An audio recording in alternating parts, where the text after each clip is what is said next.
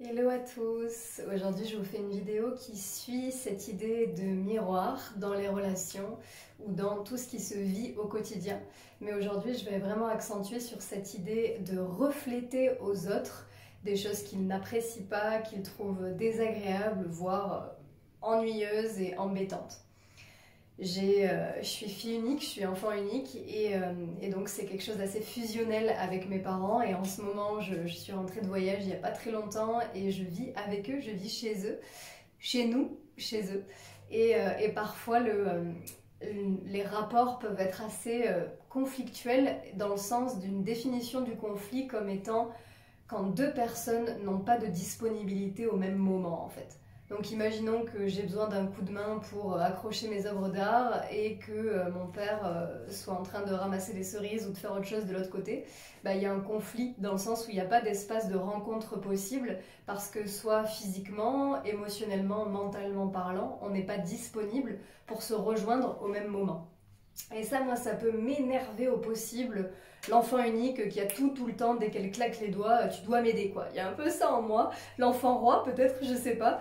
Mais ça m'insupporte quand les gens ne peuvent pas me soutenir ou quand je me sens en fait finalement nulle, délaissée ou qui n'ai aucune compétence et que j'arrive pas à faire un trou dans ce putain de mur et qu'il faut que j'appelle papa au secours. Ça me fait péter un câble parce que du coup ça me renvoie à mon impuissance. Donc ça, c'est ce côté miroir envers moi-même, en fait.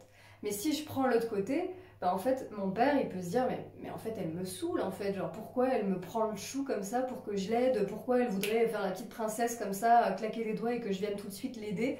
Peu importe ce que mon père se raconte, finalement. S'il faut, il va plutôt se dire, mais j'en ai marre qu'elle se sente nulle, j'en ai marre que quoi que ce soit. Ou juste, elle me prend le chou, en fait. Et quand on dit ça, elle me prend le chou, ou alors je vais lui dire ces quatre vérités, finalement, qu'est-ce que ça veut dire? C'est que moi, en tant qu'individu, moi, je suis moi. Je fais du mieux que je peux à l'instant T, avec mes moyens du moment, avec ma conscience du moment, avec les émotions, avec tout ce qui se vit en moi. Et la personne en face, la réponse, finalement, sa réception, ça lui appartient. Dans le sens où je ne suis pas responsable des émotions vécues par l'autre à la rencontre de ma propre énergie, de ma propre réponse, de ma propre émotion. Donc finalement ici c'est vraiment cette danse de se dire oh, mon Dieu mais je culpabilise, je suis vraiment relou, regarde il l'a bien dit, je suis pénible. Mais en fait je suis pas pénible ou je suis pas relou ou je suis pas ceci, cela, je suis moi en fait. Je suis dans l'expression d'une telle ou telle énergie, d'une telle ou telle émotion et la personne en face, si elle est complètement réceptive, ouverte et disponible à ça, elle va juste te dire, ah ben Elisa, elle est impatiente. À l'instant T, là, elle vit de l'impatience. Et c'est ok, et je suis ok avec ça.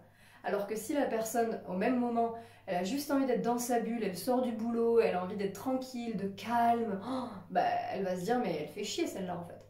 Donc finalement, ce que j'ai envie de t'amener à considérer aujourd'hui, c'est que ça ne parle pas de soi. Ça parle de l'autre, où est-ce que cette personne en est, qu'est-ce qu'elle vit à l'instant T et est-ce qu'elle a de la disponibilité pour nous rencontrer avec une réaction neutre finalement ou est-ce qu'elle est déjà en trop-plein ou dans son besoin à elle et que son besoin ne correspond pas au mien. Auquel cas, il peut y avoir en une fraction de seconde le jugement de « Ah, elle est relou » ou « Ah, elle en demande toujours plus ».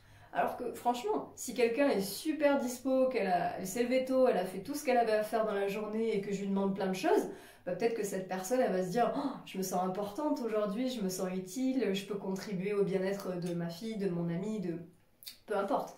Alors que si cette personne, elle se dit mais attends mais moi j'en peux plus là, je suis déjà sous le lamas de choses à faire et en plus elle me demande ça, il y a des chances que ça vienne stimuler en elle une lassitude, une oppression, un agacement. Et pour autant, moi, je serais restée la même personne en fait. Mon action n'aura pas changé.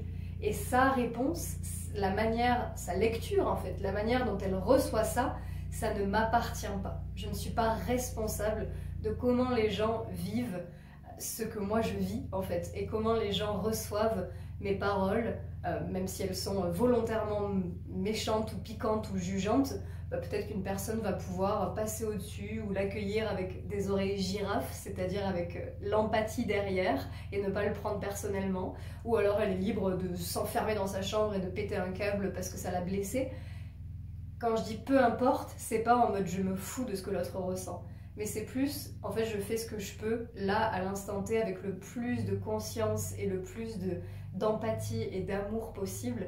Et en même temps, quand j'ai pas d'autre moyen que de péter un câble et d'envoyer tout valser et de me dire je suis qu'une merde, j'arrive à rien, ou allez vas-y aide-moi et fais ceci, bah, la personne en face en fait, je ne suis pas responsable, j'ai pas la télécommande de ses émotions et de ce que ça lui fait à elle.